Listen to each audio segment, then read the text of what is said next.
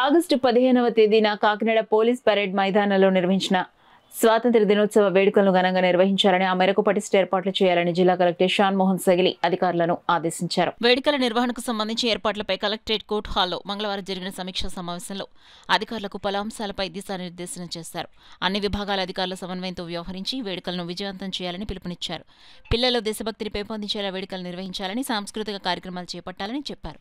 పాఠశాల విద్యార్థులతో సాంస్కృతిక ప్రదర్శనలు, ప్రభుత్వ పథకాల శకటాల ప్రదర్శన, స్టాల్స్ ఏర్పాటు వంటి కార్యక్రమాలు చేపడతామని, ఆ మేరకు ఆయా విభాగాల పరిధిలో ముందస్తు ఏర్పాట్లు చేసుకోవాలని సూచించారు. ఆయా శాఖల ప్రగతి నివేదికలను ఈ నెల 6వ తేదీలోగా పంపించాలని అన్నారు. ఆయా శాఖల పరిధిలో అత్యుత్తమ సేవలు అందించిన వారి పేర్లని అవార్డులకు సిఫార్సు చేయాలని సూచించారు. అవార్డుకు గౌరవం పెరిగే విధంగా ఉత్తమ పనితీరు కనబరిచిన వారిని మాత్రమే గుర్తించి పేర్లను ఈ నెల 7వ తేదీలోగా పంపించాలని సూచించారు. నగరంలోని పోలీసు మైదానంలో ఆగస్టు 15వ తేదీ ఉదయం 9 గంటల నుంచి జరిగే స్వాతంత్ర్య వేడుకలకు జిల్లా ప్రజలు, స్వాతంత్ర్య సమరయోధుల కుటుంబీకులు, ఇతర ప్రముఖులు ఆహ్వానితులేనని పేర్కొన్నారు.